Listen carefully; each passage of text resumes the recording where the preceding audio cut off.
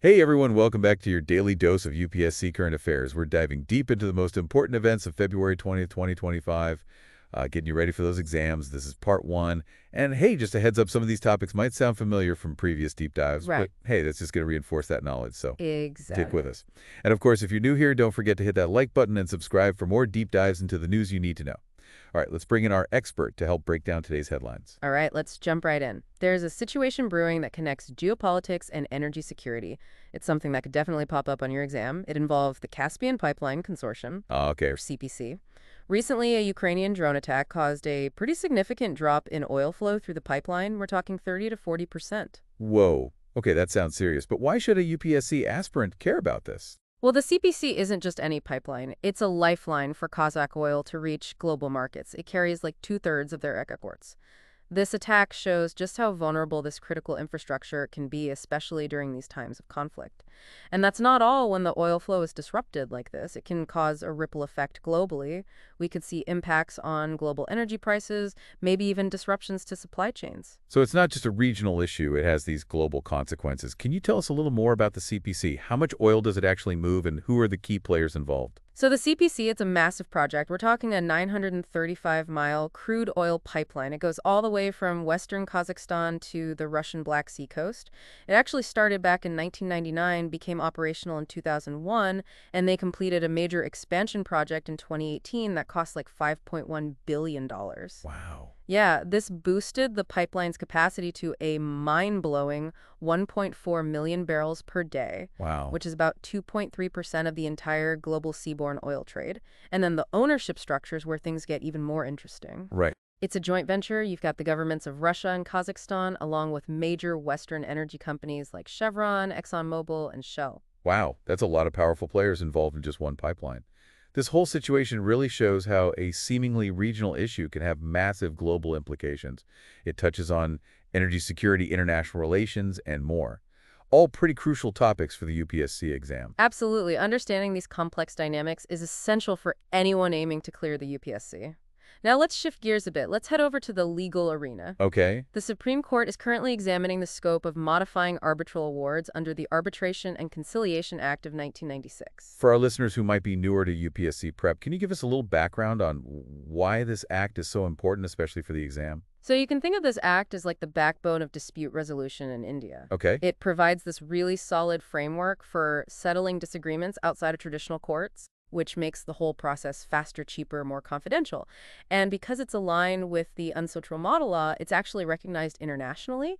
So anyone prepping for the UPSC, you really need to understand this act to grasp these broader concepts related to Indian polity, legal reforms, and how dispute resolution works within India. So it's all about finding more efficient and effective ways to resolve those disagreements. Exactly. Okay, so for someone who's tackling this topic for the UPSC, what are the key takeaways they should know about this particular act? Well, one of the really fascinating things about this act is that it's not just about laying down the rules, it's about empowering the parties who are involved. So one of the key provisions, it emphasizes arbitration agreement. That's that written contract between parties agreeing to settle disputes outside of court.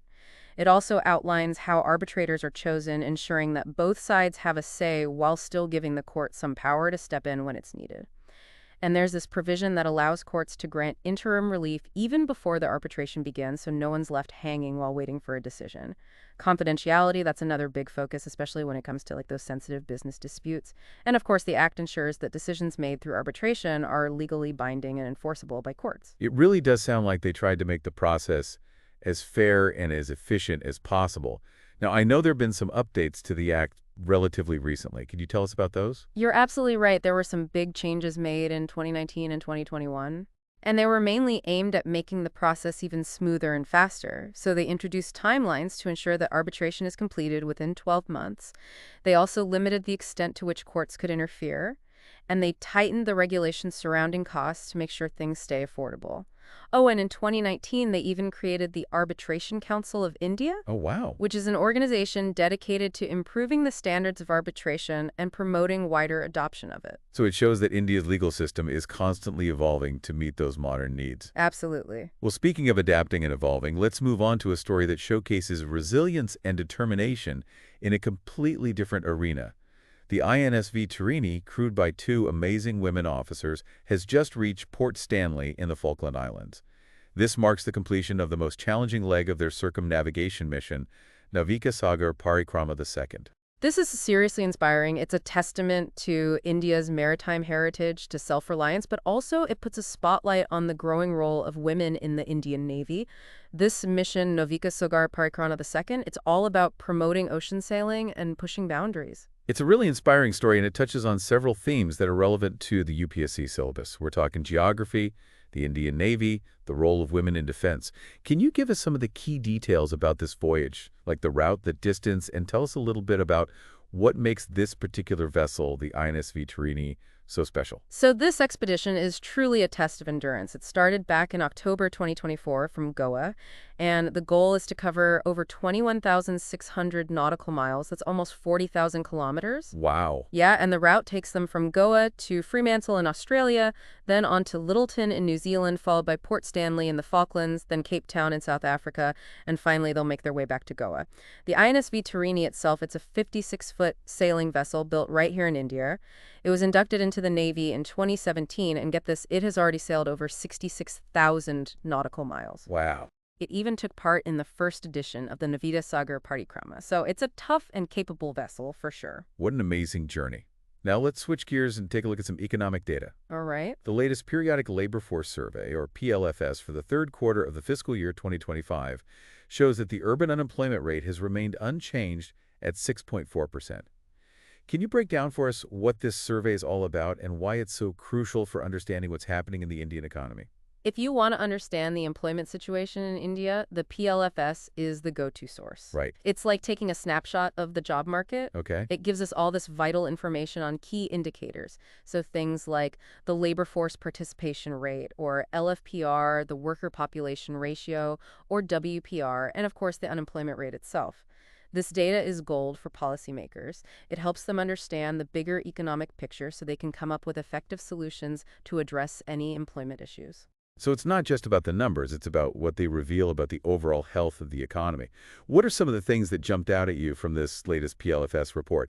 Anything in particular that catches your eye? Yeah, there are a few things worth pointing out. First, we see a slight uptick in the LFPR in urban areas. That's the percentage of people who are working or actively seeking work. So that could be a sign that people are feeling a little more optimistic about finding jobs. Oh, that's good. We also see a rise in the WPR, which basically tells us the proportion of the population that's engaged in work. Okay. But here's the thing, youth unemployment for those aged 15 to 29 has actually climbed to 16.1%, which is a bit of a concern. Right. It suggests that maybe we need to focus a little more on giving young people the skills they need to thrive in the job market. So some positive signs, but youth unemployment remains a key challenge. Absolutely. And understanding the PLFS and how it reflects these broader social and economic issues is definitely crucial for those UPSC aspirants. Right. All right, let's turn our attention to climate change and international agreements. India is gearing up to submit its first Biennial Transparency Report, or BTR, as part of its commitment to the Paris Agreement. Can you break down what these BTRs are all about and why they matter in the fight against climate change? You can think of BTRs like progress reports on a global scale for climate action. So under the Paris Agreement, countries have to report on the actions they're taking to reduce emissions, adapt to the impacts of climate change, and to support developing nations on their own climate journeys. These reports, they're essential for transparency and accountability. They allow the international community to track progress and to see where we need to ramp up our efforts. So it's about holding nations accountable for those climate promises. Yeah. What kind of information is included in these BTRs? Oh, they cover a lot of ground. They include a country's greenhouse gas emissions inventory progress in implementing their nationally determined contributions, or NDCs, which are those specific climate actions each country has pledged to take, and also any climate change impacts they're facing and how they're adapting to them. And finally, they report on the financial and technological support they're providing to developing countries. So it's a pretty comprehensive look at a nation's climate action strategy and how well it's working. It sounds like a very detailed report. It is. Are there any special considerations for certain countries when it comes to reporting, like for those facing unique challenges because of their size or their level of development? That's a good point. The Paris Agreement does recognize that not all countries have the same capacity for reporting. So small island developing states, or SIs, and least developed countries, or LDCs, they're given a bit more flexibility because of their resource constraints. This ensures that the reporting process is fair and takes into account the specific circumstances of different nations. It's about making sure everyone can participate in this global effort. Exactly. It's about finding solutions that work for everyone. Right. Moving on to international relations, we have some news about India and Qatar deciding to deepen their relationship. They're establishing a strategic partnership, and they've set an ambitious target of doubling bilateral trade to $30 billion by 2030. What are some of the potential benefits that India could see from this partnership? This is a very promising development. This partnership has the potential to open up a ton of opportunities for both countries in terms of trade and investment. We can expect to see more cooperation in key sectors. So think energy. Remember, Qatar has those huge natural gas reserves, Right. infrastructure development, defense, maybe even technology. And with India's rapidly growing economy and its increasing demand for energy, it's in a great position to benefit from closer energy ties with Qatar. This move aligns with India's broader foreign policy objectives of strengthening its relationships with West Asian nations, diversifying its partnerships, and, of course, securing its energy interests. It's a win-win, fostering economic growth and building those strategic collaborations. Absolutely. Now, for those who might not be as familiar with the region, can you give us a quick overview of Qatar? Tell us a little bit about its location, its landscape, and a little bit about its culture. Sure. So picture this. You have a small peninsula jutting out from the northeastern coast of the Arabian Peninsula. That's Qatar. Okay. Its only land border is with Saudi Arabia to the south. The rest of the country is surrounded by the Persian Gulf. Okay. Now, geographically, Qatar is known for its desert landscape. You'll find vast stretches of sand dunes, especially in the south, but you'll also find some rocky terrain and these low-lying limestone formations in the north and west. So there's a little bit of diversity there. Culturally, Qatar's got deep roots in Arab traditions and Islamic values.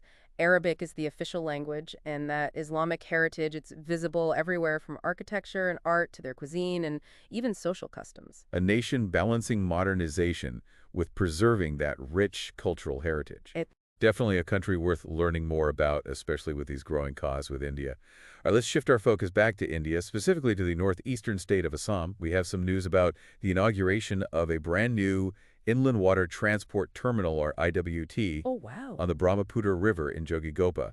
What makes this development so noteworthy? So this isn't just about infrastructure, it's about transforming connectivity in the Northeast. It's strategically positioned on the Brahmaputra, which is one of India's most important waterways. It's going to significantly boost trade and transportation, not just within Assam, but also with neighboring countries like Bhutan and Bangladesh. So India is tapping into the potential of its rivers for economic growth and regional integration. What kind of impact do you see this IWT having on trade and transportation in the region? I think this terminal is going to really revolutionize the movement of goods in the area. It's a much more cost-effective, environmentally friendly way to transport goods compared to road transport. It's also designed to handle a lot of cargo, with projections showing a capacity of 1.1 million tons per annum by 2027. Wow. Yeah, so imagine this agricultural produce, manufactured goods, construction materials, all moving smoothly along the Brahmaputra, connecting businesses, farmers, consumers across borders. This increase in cargo movement will not only boost trade with neighboring nations, it will also stimulate the economy within Assam and the wider northeastern region. It sounds like it could be a real game changer for the region. Can you tell us a bit more about the project itself, like the cost and the role of the Inland Waterways Authority of India in its development? Sure. So the Jobi-Hopa IWT required a significant investment, about 82 crore rupees. That just shows how important this project is for the region.